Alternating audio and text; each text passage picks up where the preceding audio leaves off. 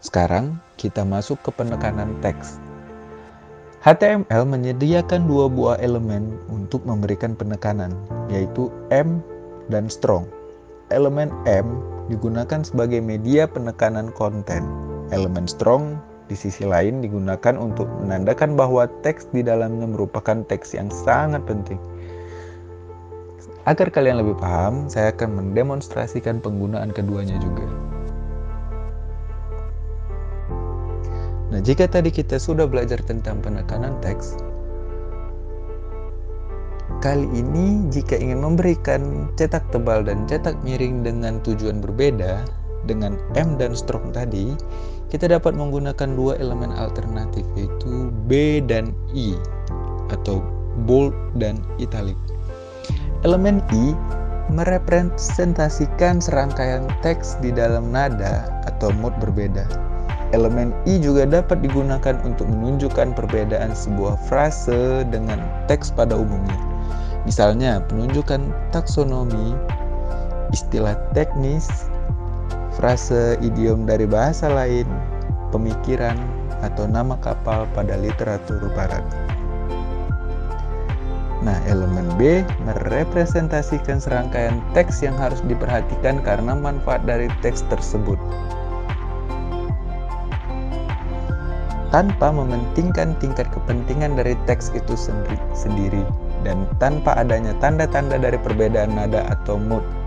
Contoh dari teks yang bermanfaat ialah kata kunci pada abstrak sebuah dokumen, nama produk dalam review, kata-kata yang dapat digunakan untuk berinteraksi dalam dokumen interaktif, atau kata pembuka.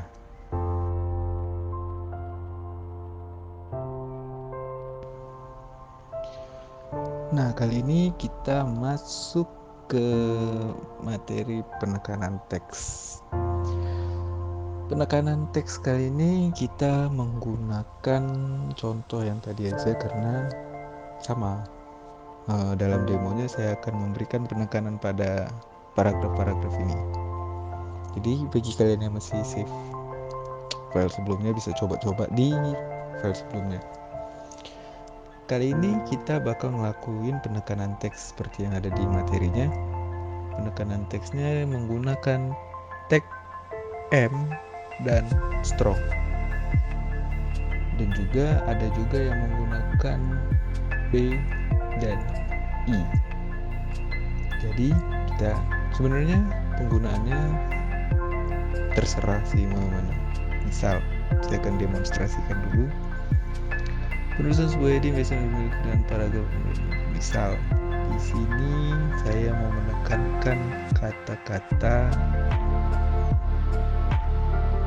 paragraf memiliki atribut align. Di sini paragraf memiliki atribut, maka saya akan menggunakan tag strong. Ingat, setiap tag harus diikuti dengan penutupnya strong. Oke, satu. Sepertinya biar nggak ribet.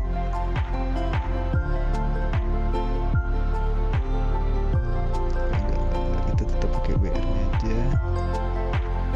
Kita buat 3 paragraf tapi dengan line yang sama aja biar ntar contohnya agak rapi dikit, nggak terlalu ribet.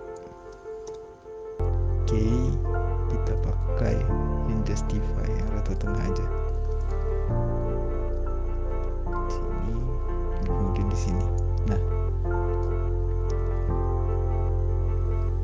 di coding saya buat kasih jarak aja ya, biar kalian juga nggak pusing ngeliatnya. Oke. Di paragraf pertama saya menggunakan contoh sini strong pada paragraf memiliki atribut, sementara tag M saya gunakan di kata-kata bahasa asing ini. Misal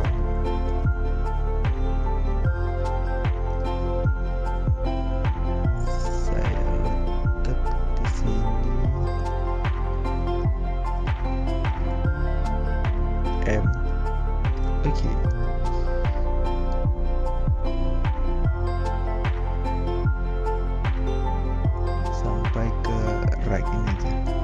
contohkan ya, slash m, saya tutup. Kira-kira berhasil nggak sih? Oke, kita jalankan di Chrome, lalu kita refresh.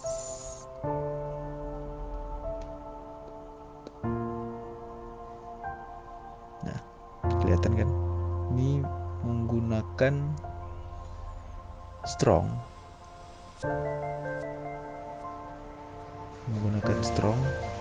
paragraf memiliki atribut, dan justify-nya ada di sini. Oke. Dan yang harus kalian tahu,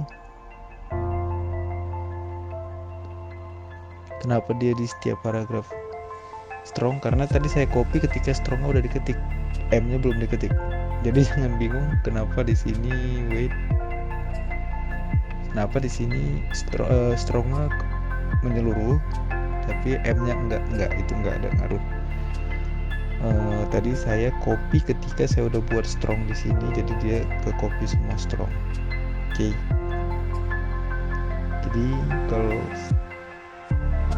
nggak ragu, di sini kita hapus strongnya. Oke. Lalu saya akan mendemonstrasikan penggunaan B dan I, tag B dan tag I. Sebenarnya B dan I itu artinya bold dan italic. Dan sebenarnya strong itu bisa diartikan bold juga, dan M itu adalah italic juga. Jadi penggunaannya terserah kalian. Lalu di sini kita menggunakan boldnya pada awalan. Jadi saya menggunakan tag B di sini. Penulisan sebuah heading saya buat bold, jadi jangan lupa ditutup dengan B juga. Kemudian saya menggunakan I-nya di align. Oke. I. Cuma satu kata aja, align itu doang saya buat. Lalu saya tutup slash I. Kita save. Di paragraf ketiga tadi ada strong. Oke, strong di situ. Perhatiin ya. Saya save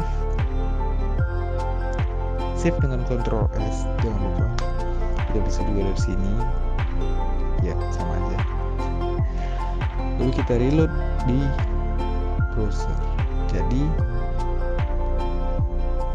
sebenarnya nggak ada yang beda. Ini penggunaan strong, ini penggunaan M, di sini penggunaan B atau bold, dan di sini penggunaan I atau italic. Penggunaannya terserah kalian, menyesuaikan kebutuhan kalian kapan kalian ingin menggunakan cetak miring.